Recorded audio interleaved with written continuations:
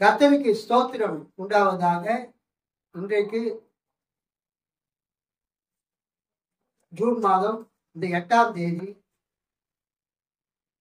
உலகம் முழுவதும் இருக்கக்கூடிய சபைகள் இந்த நாளை பெந்தேகோஸ்தே திருநாளாக கொண்டாடுகிறார்கள்.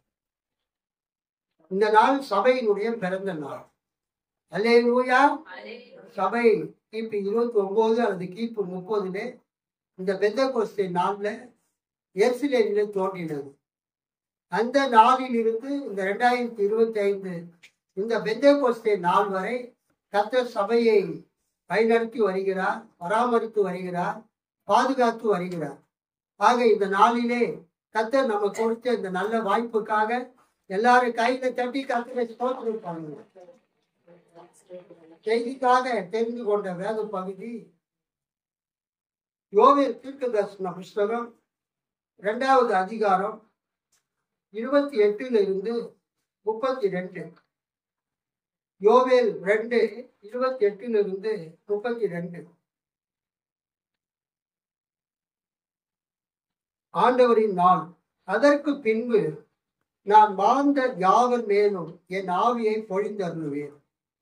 உங்கள் புதல்வரும் புதல்வியரும் இறைவாக்கு உரைப்பர். உங்கள் முதியோர் கனவுகளை காண்பர். உங்கள் இளைஞர் காட்சிகளை காண்பர். அந்நாள்களில் உங்கள் பணியாளர் மேலும் பணிப்பெண்கள் மேலும் என் ஆவியை பொழிந்தருளுவேன். விண்ணிலும் மண்ணிலும் வியத்தகு செயல்களை செய்து காட்டுவேன். எங்குமே இரத்த நெருப்பு மண்டலமும் புகை படலமும் இருக்கும். அச்சம் தரும் பெருநாளாம் ஆண்டவரின் நாள் வரும் முன்னே கதிரவன் இருண்டு போகும், நிலவோ இரத்தமாக மாறும். அப்பொழுது ஆண்டவரின் திருப்பெயரை சொல்லி வேண்டுவோர் யாவரும் தப்பி பிழைப்பர்.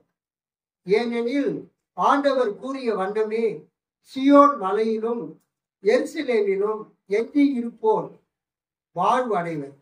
ஆண்டவரால் அழைக்கப்பட்டோரே தப்பி பிழைப்பர். கர்த்தருக்கு ஸ்தோத்திரம். இன்னொரு வேத பகுதியும் வாசிக்கலாம். அது அப்போஸ்தலர் நடபடிகள் புஸ்தகம் 2வது அதிகாரம் 1 முதல் 11 வசனங்களை நாம் வாசிக்கிறோம். அப்போஸ்தலர் 2வது அதிகாரம் 1 முதல் 11. திரு விவிலியம் பொது மொழிபெயர்ப்பில் வாசிப்போம். திரு தூதர் பணிகள் 2ஆம் அதிகாரம் 1 முதல் 11 வசனம். தூய ஆவியின் வருகை. பெந்தேகோஸ்து என்னும் நாள் வந்தபோது அவர்கள் எல்லாரும் ஒரே இடத்தில் கூடியிருந்தார்கள். திடீர் என்று கடுங்காற்று வீசுவது போன்ற ஓர் இரைச்சல் வானத்திலிருந்து உண்டாகி அவர்கள் அமர்ந்திருந்த வீடு முழுவதும் ஒலித்தது. மேலும் நெருப்பு போன்ற பிளவுற்ற நாடுகள் ஒவ்வொருவர் மேலும் வந்து அமர்ந்ததை அவர்கள் கண்டார்கள். அவர்கள் அனைவரும் தூய ஆவியால் ஆட்கொள்ளப்பட்டனர். தூய ஆவியின் தூண்டுதலால் அவர்கள் வெவ்வேறான மொழிகளில் பேசத் தொடங்கினார்கள். அப்பொழுது வானத்தின் கீழ் உள்ள அனைத்து நாடுகளிலும் இருந்தும் வந்திருந்த இறை பற்றுள்ள யூதர்கள் எருசலேமில் தங்கியிருந்தார்கள். அந்த ஒலியை கேட்டு கூடிய திரளான மக்களில் ஒவ்வொருவரும் தம் சொந்த மொழியில் அவர்கள் பேச கேட்டு குழப்பம் அடைந்தனர். அவர்கள் மலைத்து போய், இதோ பேசுகின்ற இவர்கள் அனைவரும் கலிலேயர் அல்லரோ? அவ்வாறு இருக்க இவர்கள் பேசுவதை நாம் ஒவ்வொருவரும் நம் தாய்மொழியில் கேட்பது எப்படி என்று வியந்தனர்.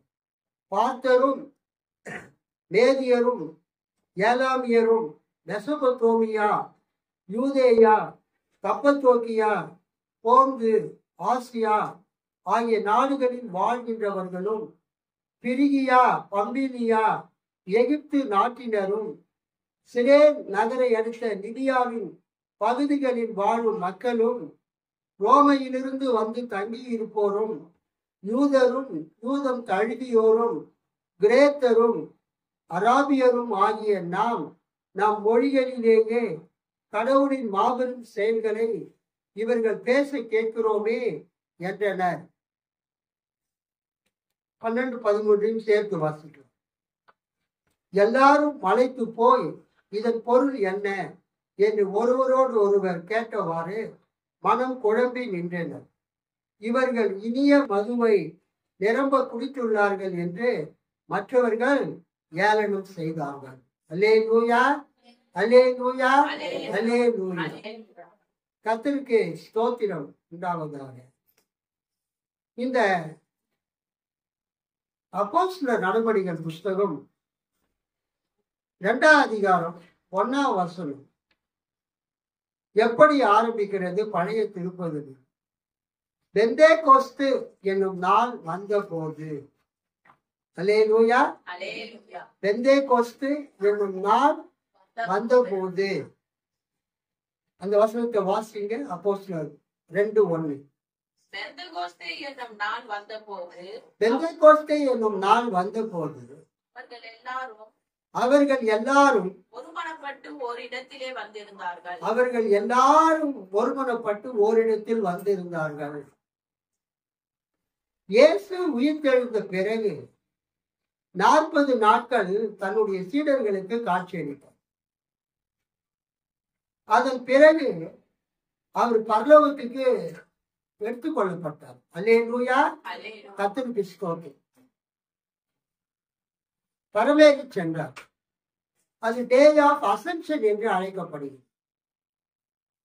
கிறிஸ்து பரலோகத்துக்கு எடுத்துக்கொள்ளப்பட்ட பிறகு 10 நாள் கழித்து இந்த பெந்தேகோஸ்தே நாள் வருகிறது. அல்லேலூயா, கர்த்தருக்கு ஸ்தோத்திரம். இந்த பெந்தேகோஸ்தே நாளிலே தேவன் அங்கு கூடியிருந்த இயேசுவை பின்பற்றின மக்கள் ஏறத்தாழ 120 பேர் மேல பரிசுத்த ஆவியை பொழிந்தருளி அவர்களை தமது ஆவியினாலே நிரப்பினார். கர்த்தருக்கு ஸ்தோத்திரம். கை தட்டி ஆண்டவரை மகிமைப்படுத்து. ஆக இந்த பெந்தேகோஸ்தே இந்த பண்டிகை யோவேல் தீர்க்க தரிசனத்தினுடைய ஒரு நிறைவேறுதலாக இருக்கிறது. யோவேல் தீர்க்க தரிசனத்தில இளைஞர்கள், அதாவது ஆண்கள், பெண்கள், முதியவர்கள், வேலைக்காரர்கள், ஆண் ஊழியக்காரர், பெண் ஊழியக்காரர் அத்தனை பேர் மேலும் ஆண்டவர் தமது ஆவியை ஊற்றுவதாக பழைய ஏற்பாட்டிலே யோவேல் தீர்க்கதரிசி மூலமாக தீர்க்க தரிசனமாக உரைத்தார். அல்லேலூயா. பழைய ஏற்பாட்டிலே அரசர்கள், ஆசாரியர்கள், தீர்க்கதரிசிகள், இறைவாக்கு உரைப்பவர்கள் மட்டுமே தேவ ஆவியினால் நிரப்பப்பட்டிருந்தார்கள். இந்த பரிசுத்த ஆவி பழைய ஏற்பாட்டிலே யார் மேலே ஊற்றப்பட்டது? அரசர்கள், ஆசாரியர்கள், இறைவாக்கு உரைப்பவர்கள், தீர்க்கதரிசிகள் மீது ஊற்றப்பட்டது. ஆனால் இந்த பெந்தேகோஸ்தே நாளிலே அனைவர் மீதும் அல்லேலூயா இந்த ஆவி ஊற்றப்பட்டது. பரிசுத்த ஆவி ஊற்றப்பட்டது. அந்த பரிசுத்த ஆவியை பெற்ற 120 பேரும் இயேசுவை பின்பற்றினவர்கள். இயேசுவை பின்பற்றக்கூடிய அனைவர் மேலும் தேவன் என்ன செய்கிறார்? தமது ஆவியை ஊற்றுகிறார். கர்த்தருக்கு ஸ்தோத்திரம். கிறிஸ்தவர்கள் கொண்டாடும் இந்த பெந்தேகோஸ்தே பண்டிகை, பெந்தேகோஸ்தே பண்டிகை ஃபீஸ்ட் ஆஃப் பெண்டிகாஸ்ட் அல்லது பெந்தேகோஸ்தே திருநாள், டே ஆஃப் பெண்டிகாஸ்ட் என்று கிறிஸ்தவ திருச்சபைகளால் அழைக்கப்படுகிறது. இது கிபி 305ஆம் ஆண்டு முதல் கொண்டாடப்பட்டு வருகிறது. இங்க பெந்தேகோஸ்தே திருநாள் என்கிற பண்டிகை என்னையிலிருந்து கொண்டாடப்பட்டு வருகிறது? கிபி 305ஆம் வருஷத்திலிருந்து இந்த பெந்தேகோஸ்தே இந்த பண்டிகை திருச்சபையிலே கொண்டாடப்படுகிறது. இது கிறிஸ்தவர்களின் 2வது முக்கியமான பண்டிகையாகும். கைத்தட்டி ஆண்டவர் மகிழ்ச்சிப்படுத்தும். இது கிறிஸ்தவர்களின் 2வது முக்கியமான பண்டிகையாகும். கிறிஸ்தவங்களுக்கு மொத்தம் 3 பண்டிகைகள் இருக்கு. சொல்லுங்க என்னன்னா? கிறிஸ்துமஸ், ஈஸ்டர், 3வது பெந்தேகோஸ்தே பண்டிகை. இது 3 தான் கிறிஸ்தவர்கள் கொண்டாடக்கூடிய பண்டிகை. கிறிஸ்தவர்களுடைய முதல் முக்கியமான பண்டிகை கிறிஸ்து உயிர்த்தெழுதல் திருநாள். கிறிஸ்தவர்களுக்கு நம்ம அதிகமா கிறிஸ்துமஸ்க்கு முக்கியத்துவம் கொடுத்தாலும் ஆதி கிறிஸ்தவங்க எதுக்கு முக்கியத்துவம் கொடுத்தாங்க? ஈஸ்டர், இயேசு உயிர்த்தெழுந்த திருநாளுக்கு முக்கியத்துவம் கொடுத்தார். இரண்டாவது கிறிஸ்தவர்கள் கொண்டாடக்கூடிய முக்கியமான பண்டிகை கிறிஸ்துமஸ் பண்டிகையாகும். மூன்றாவதாக வருவதுதான் இந்த பெந்தேகோஸ்தே பண்டிகை. இந்த பெந்தேகோஸ்தே பண்டிகைக்கு ஒயிட் சண்டே என்ற ஒரு பேரும் இருக்கிறது, வெண்மை ஞாயிறு. இந்த பெந்தேகோஸ்தே பண்டிகைக்கு என்ன பேர் இருக்கிறது? வெண்மை ஞாயிறு, ஒயிட் சண்டே என்ற பெயரும் உண்டு.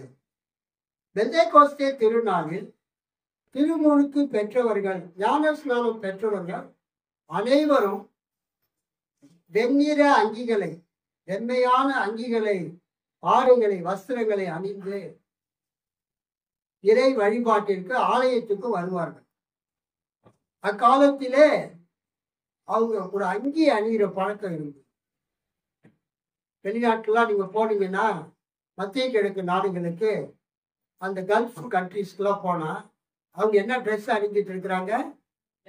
ஒரு நீண்ட, வெள்ளை கிடையாது, ஒரு நீண்ட அங்கி அணிந்திருப்பாங்க. கருப்பு கருப்பு அங்கி அல்லது பிரவுன் கலர்ல அங்கி, சிலர் ஒயிட் வெள்ளை அங்கி அணிந்திருக்கும். சவுதி அரேபியா போன்ற நாடுகளில் போட்டோவில் நீங்க பாத்தீங்கன்னா இயேசு என்ன அங்கிய அணிந்திருக்கிறாரு?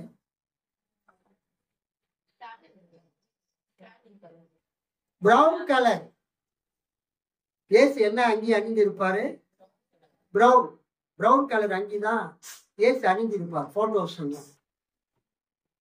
ஆனா முஸ்லிம் நாடுகளில இந்த ஷேக்குங்கெல்லாம் எது மாதிரி அங்கி அணிகிறாங்க? ஒயிட். டிவிலாம் பார்க்கறது இல்லையா நீங்க? டிவிலாம் பார்த்தீங்கன்னா அந்த முஸ்லிம் நாடுகளில் இருக்கக்கூடிய ஷேக்குங்க, அந்த அரேபியர்கள் எந்த அங்கி அணிகிறாங்க? ஒயிட் அங்கி அணிகிறாங்க. ஏன் சொல்றேன்னா, இந்த பெந்தேகோஸ்தே நாளுக்கு பெந்தேகோஸ்தே ஞாயிறுன்னு ஒரு பேர் இருந்தாலும் அதுக்கு இன்னொரு பேர் இருக்குது, ஒயிட் சண்டே. அதுக்கு என்ன பேருன்னா வெண்மை ஞாயிறு. ஏன் அந்த பேர் வந்தது? பெந்தேகோஸ்தே திருநாளில் திருமுழுக்கு பெற்றவர்கள், ஞான ஸ்நானம் பெற்றவர்கள் அனைவரும் வெண்ணிற அங்கிகளை, ஆடைகளை, ஒயிட் ரோப்ஸ், நீண்ட அங்கிங்க, அந்த கோர்ட்ல அந்த வக்கீலுங்க, வழக்கறிஞர்கள் எப்படி அந்த கருப்பு ட்ரெஸ் நீண்ட அங்கி அணிகிறாங்க, நீதிபதி அந்த கருப்பு அங்கி அணிகிறாங்க, அது மாதிரி வெண்மையான அங்கிகளை அந்த காலத்துல வாழ்ந்த கிறிஸ்தவங்க எல்லாருமே வெண்மையான அந்த அங்கிகளை அணிந்து சபைக்கு வருவாங்க. அல்லேலூயா. பொதுவா பெண்டிகாஸ்டல் சர்ச்சில் நீங்க பாத்தீங்கன்னா ஆண்கள் பெண்கள் எல்லாருமே என்ன அணிஞ்சிட்டு வருவாங்க? ஒயிட் ட்ரெஸ் தான். இப்போ கூட நாங்க வரும்போது சிபிஎம் சர்ச்சுக்கு போறவங்க பார்த்தோம். சிபிஎம் சர்ச்சு, இந்த பெண்டிகாஸ்டல் மிஷன் சர்ச்சுக்கு போறவங்க எல்லாமே ஒயிட் அண்ட் ஒயிட்ல தான் போறாங்க. ஆண்கள் பெண்கள் எல்லாருமே. எங்க வீட்டு வழியா தான் இருக்கு ஷார்ட் ரூட். பெண் வஸ்திரம் அணிந்து போகிறார். இந்த பழக்கம் இன்னைக்கு நேற்று ஏற்படல, அன்னைக்கே ஆதியில இருந்து இந்த பெந்தேகோஸ்தே நாளில ஞானஸ்தானம் பெற்ற கிறிஸ்தவங்க எல்லாருமே எந்த வஸ்திரம் அணிந்து வருவாங்க? பெண் வஸ்திரம். வெண்மையான வஸ்திரத்தை அணிந்து, வெண் உடைகளை அணிந்து, வெண்மையான அங்கிகளை அணிந்து அவங்க ஆலயத்துக்கு வந்ததால் அந்த ஞாயிற்றுக்கிழமைக்கு என்ன பேரு? White Sunday. குறிப்பா பெந்தேகோஸ்தே ஞாயிறு அன்னைக்கு அவங்க எல்லாருமே வெண்ணிற வஸ்திரத்தை அணிந்து சபைக்கு வருவாங்க.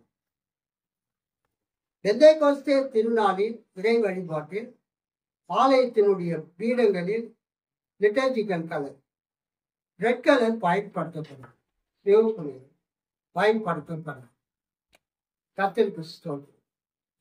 அடுத்தது பழைய ஏற்பாட்டில இஸ்ரவேலர்கள் 7 பண்டிகைகளை கொண்டாடினார்கள்.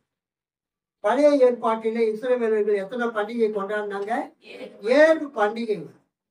அவைகளில் 3 பண்டிகைகள் மிகவும் முக்கியமானவைகள் ஆகும். இஸ்ரவேலர்கள் கொண்டாடின 7 பண்டிகைகளில மிகவும் முக்கியமானது 3 பண்டிகைகள். பஸ்கா பண்டிகை அல்லது புளிப்பில்லா அப்ப பண்டிகை. லேவியராகமம் 23வது அதிகாரம் 5லிருந்து 8 வசனங்களில் அதை பற்றி பார்ப்போம். 2வது அவர்கள் கொண்டாடின பண்டிகை வாரங்களின் பண்டிகை, ஃபெஸ்டிவல் ஆஃப் வீக்ஸ். 7 வாரம், 7 7 49. அதுக்கு அடுத்த நாள் 50வது நாள் அவங்க அறுவடை பண்டிகையை கொண்டாடினாங்க. அந்த அறுவடை பண்டிகை தான் பெந்தேகொஸ்தே பண்டிகை. அது யாத்திராகமம் 23:16 நம்ம பார்க்கிறோம். 3வது இஸ்ரவேலர்கள் கொண்டாடின 3வது பெரிய பண்டிகை, முக்கியமான பண்டிகை கூடார பண்டிகை. இந்த கூடார பண்டிகையை பற்றி லேவியராகமம் 23 அதிகாரம் 34 44 பார்க்கிறோம். ஆக இந்த 3 பண்டிகைகளுக்கும் எருசலேமில் உள்ள தேவாலயத்திற்கு இஸ்ரவேலின் எல்லா ஆண் மக்களும் வந்து கர்த்தரை என்ன செய்ய வேண்டும்? பணிந்து கொள்ள வேண்டும், தொழுது கொள்ள வேண்டும். இதை யாத்திராகமம் 23:14-17 ஆகிய வசனங்களிலே நாம் வாசிக்கிறோம். இது இஸ்ரவேல் மக்களுக்கு கர்த்தர் கொடுத்த கட்டளையாகும். யாராவது ஒருத்தர் படிங்க. யாத்திராகமம் 23:14-17 சத்தமா படிங்க.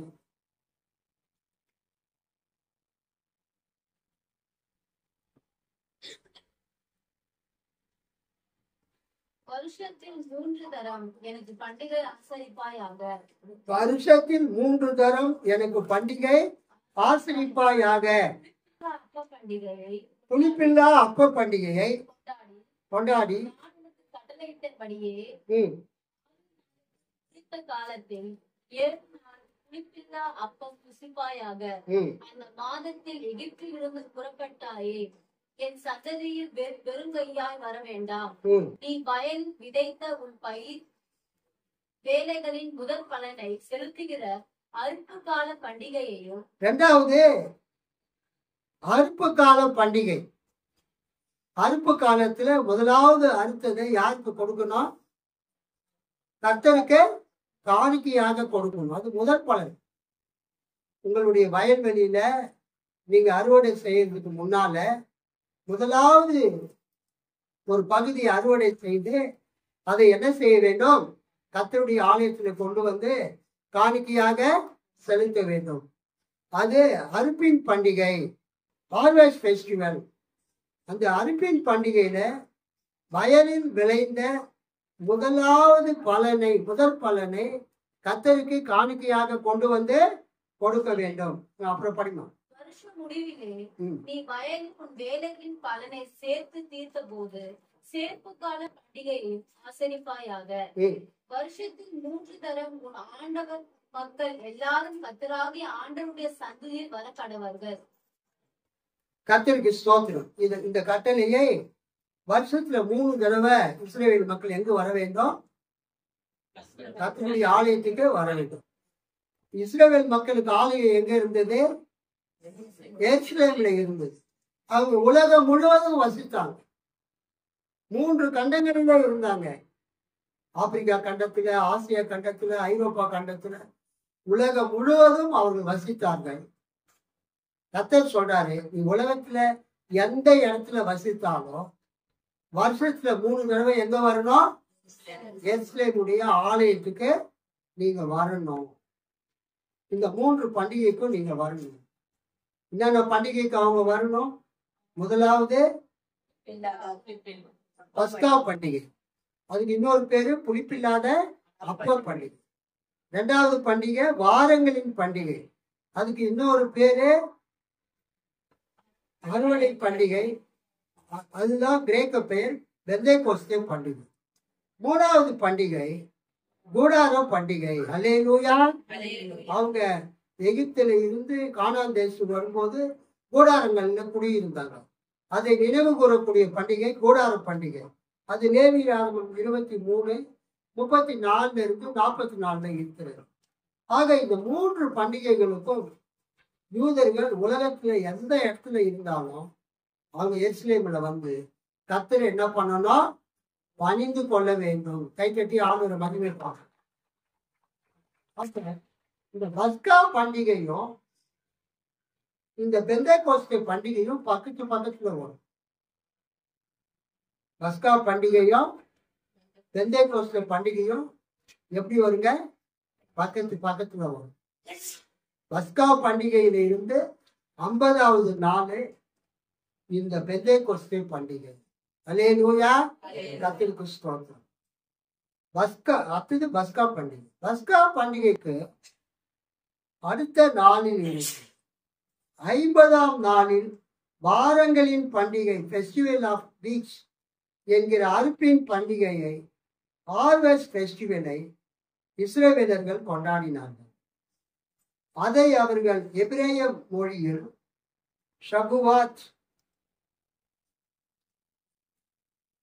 ஷபுவாத் என்று அழைத்தனர். ஷபுவோத் அல்லது ஷபுவாத் என்று அழைத்தனர். அது அவங்களுக்கு ஹார்வெஸ்ட் ஃபெஸ்டிவல். மகா அலெக்சாண்டர் உலகம் முழுவதையும் வென்ற பிறகு கிரேக்க மொழி உலகம் எங்கிலும் பேசப்பட்டது. அப்போது யூதர்கள் ஷபுவாத் அல்லது ஷாவுவோத் என்கிற தங்களது 50ஆம் நாள் பண்டிகையை கிரேக்க மொழியில் பெந்தேகோஸ்தே பண்டிகை என்று அழைத்தனர். அல்லேலூயா. பழைய ஏற்பாடு எபிரேய மொழியில எழுதப்பட்டிருக்கிறது. அந்த எபிரேய மொழியில அந்த அறுப்பின் பண்டிகைக்கு என்ன பேருன்னா ஷபுவாத் அல்லது ஷாபுவாத் அல்லது ஷாவுவோத். இந்த கிரேக்க மொழியில அவங்க எப்படி அழைத்தாங்கன்னு சொன்னாங்க? பெந்தேகோஸ்தே. அல்லேலூயா. பெந்தேகோஸ்தே. அதுல பெந்தே அப்படின்னா 50 என்று அர்த்தம். பென்டா அப்படின்னா 5ன்னு அர்த்தம். ஸ்கூல் படிக்கிற பிள்ளைங்களுக்கு தெரியும். டெட்ரானா 4, பென்டானா 5, பென்டே அப்படின்னா 50. ஸோ பெந்தேகோஸ்தேன்னா 50வது நாள் என்று அர்த்தம். இந்த நாளுக்கு இன்னொரு விசேஷமும் இருக்குது, ரொம்ப முக்கியம். கர்த்தர் இஸ்ரவேல் மக்களுக்கு சீனாய் மலையில மோசேயிடம் 10 கற்பனைகளை கொடுத்தார். அல்லேலூயா. கர்த்தர் மோசே கிட்ட என்ன கொடுத்தாரு? 10 கற்பனைகள். அது எப்படி கொடுத்தாரு? 2 கற்பனைகளாக கொடுத்தார். 10 கற்பனை யாத்திராம 20வது அதிகாரத்தில்.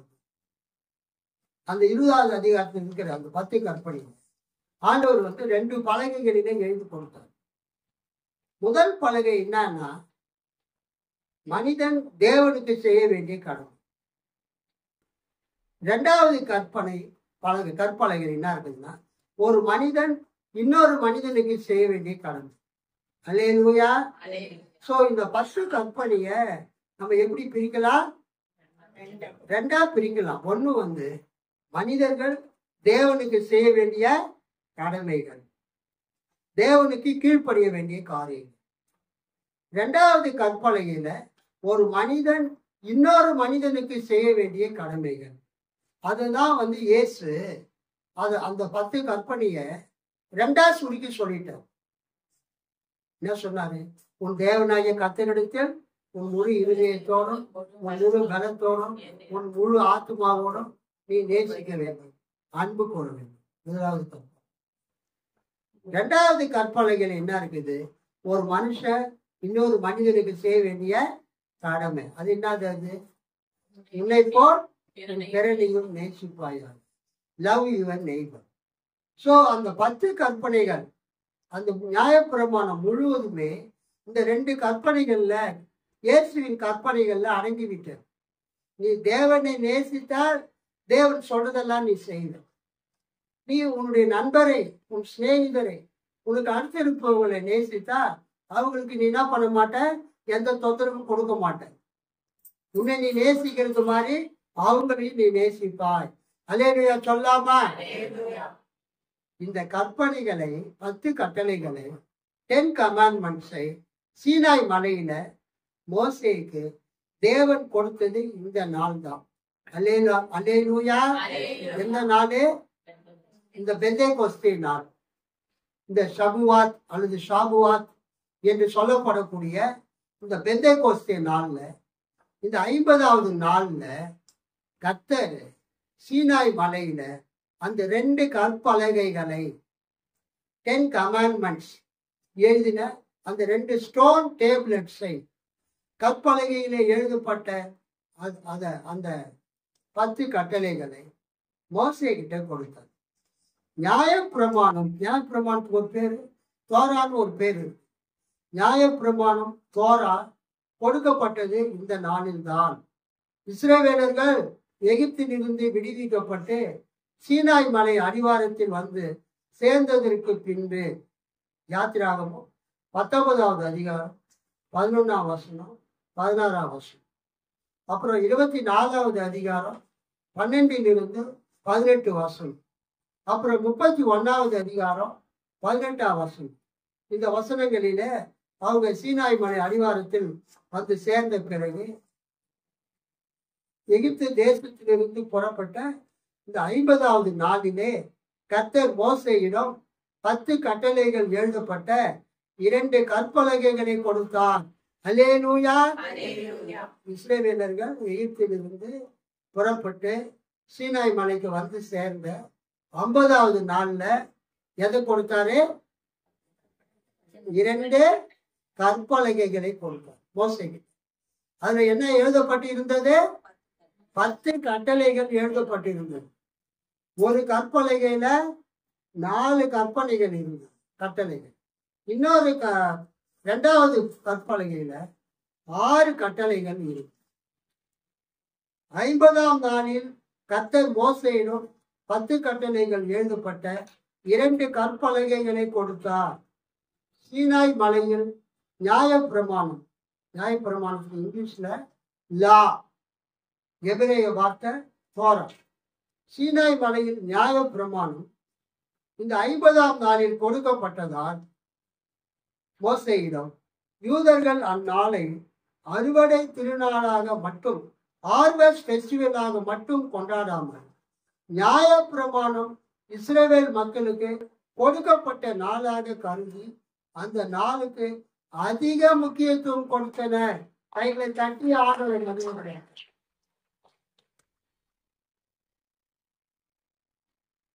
இந்த பெந்தேகோஸ்தே பண்டிகை, அதுக்கு எபிரேய மொழியில என்ன பேரு? பெந்தேகோஸ்தே பண்டிகை. பெந்தேகோஸ்தே பண்டிகை அதுக்கு எபிரேய மொழியில என்ன பேரு? ஷபுவாத் அல்லது ஷாபுவாத் அல்லது ஷாபுவோத். ஷபுவாத், ஷாபுவாத், ஷாபுவோத் என்கிற இந்த 50ஆம் நாள் கிரேக்க மொழியில பெந்தேகோஸ்தே என்று அழைக்கப்பட்டது. அந்த நாள் அவங்களுக்கு அறுவடை திருநாள், ஹார்வெஸ்ட் ஃபெஸ்டிவல். அல்லேலூயா.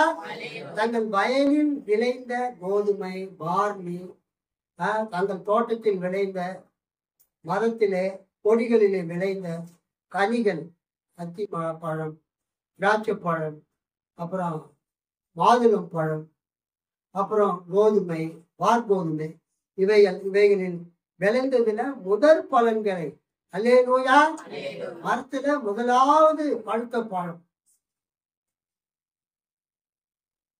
உங்க தோட்டத்துல முதலாவது பழுத்த தக்காளி பழம், உங்க எலுமிச்சை மரத்துல முதலாவது வந்த எலுமிச்சை பழம், இது எல்லாத்தையும் நீங்க என்ன பண்றீங்க? முதற் பலனை யாருக்கு கொடுக்குறீங்க?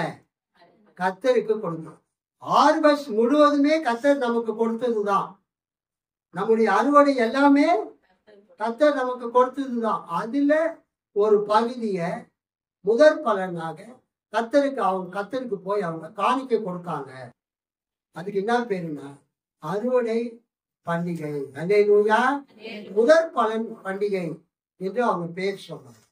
அந்த நாள்ல தான் 50வது நாள்ல தான் சீனாய் மலையில கர்த்தர் மோசே கிட்ட நியாய பிரமாணத்தை கொடுத்தார். அல்லேலூயா. இஸ்ரவேல் மக்கள் எகிப்தில் இருந்து புறப்பட்டு வந்த 50வது நாளிலே சீனாய் மலையிலே கர்த்தர் என்ன கொடுத்தாரு? 10 கற்பனைகளை 2 பலகைகளில் எழுதி மோசே கிட்ட கொடுத்தார். ஸோ அந்த நாளை அவங்க மிகவும் சிறப்பாக கொண்டாடுகிறார்கள். அந்த நாளை தேசிய விடுமுறை நாளாகவும் அறிவித்து தற்போது இஸ்ரவேல் நாட்டில் அறுவடை திருநாளாக மட்டுமிராமல் தோரா கொடுக்கப்பட்ட நாளாகவும் கருதி கொண்டாடுகின்றனர். அல்லேலூயா, அல்லேலூயா, அல்லேலூயா. 2 காரியம் அங்க இருக்கு. ஒண்ணு இவங்க விளைஞ்சதுல இருந்து முதற் பலன்களை கொண்டு போய் கர்த்தருக்கு காணிக்கையாக செலுத்துகிறார், படைக்கிறார். 2வது அந்த நாள் 50வது நாள் இஸ்ரவேல் மக்கள் எகிப்திலிருந்து சீனாய் மலைக்கு வந்த நாட்களில 50வது நாள்ல கர்த்தர் மோசேக்கு சீனாய் மலையில என்ன கொடுக்கிறாரு? 10 கற்பனைகளை கொடுக்கிறார். அதுக்கு அவங்க முக்கியத்துவம் கொடுத்து தோரா கொடுக்கப்பட்ட நாள் அது ரொம்ப முக்கியமான நாள் அப்படின்னு சொல்லி இஸ்ரேல்ல இந்த நாளுக்கு என்னங்க? விடுமுறை, ஹாலிடே. அதுக்கு அடுத்தது இந்த நாளின் முக்கியத்துவம். கிறிஸ்து உயிர்த்தெழுந்த பண்டிகைக்கு பின்வரும் இந்த 50ஆம் நாளில் பழைய ஏற்பாட்டில் யோவேல் தீர்க்கதரிசியினால் உரைக்கப்பட்ட தீர்க்க தரிசனம் இப்ப நம்ம வாசித்தோம். யோவேல் 2ஆம் அதிகாரம் 28-32. இது அப்போஸ்தலர் நடபடிகள்ல எழுதப்பட்டிருக்கிறது. பெந்தேகோஸ்தே என்னும் நாள் வந்தபோது அவர்கள் எல்லாரும் ஓரிடத்தில் கூடி வந்திருந்தார்கள். அப்போஸ்தலர் 2ஆம் அதிகாரம் 1-4. பெந்தேகோஸ்து அந்த வார்த்தைக்கு என்ன அர்த்தம்னா, பெந்தேகோஸ்து என்னும் சொல்லுக்கு 50வது நாள் என்பது பொருள். 50th டே. இது அறுவடைக்காக நன்றி செலுத்தும் யூத திருவிழா.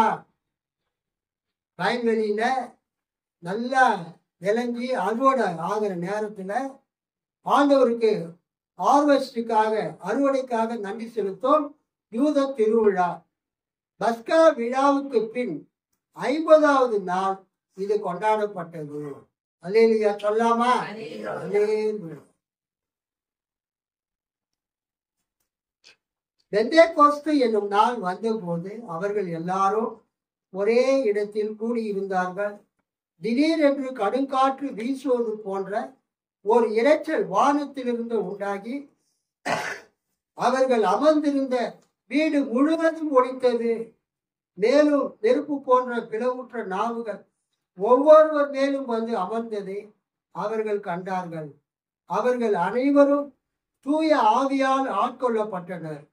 தூய ஆவியின் தூண்டுதலால், பரிசுத்த ஆவியின் ஏவுதலால் அவர்கள் வெவ்வேறான மொழிகளில் பேசத் தொடங்கினார்கள்.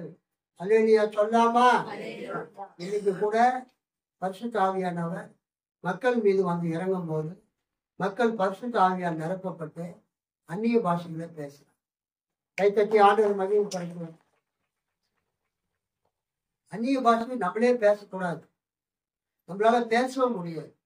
பரிசுத்தாவி நிரப்பும் போது பரிசுத்தாவியால் நிரப்பப்பட்டவங்க அந்நிய பாஷைகளை பேசுவாங்க. அப்போஸ்தலர் 2ஆம் அதிகாரம் 17-21 வரைக்கும் வாசிக்கலாம். கவனிங்க.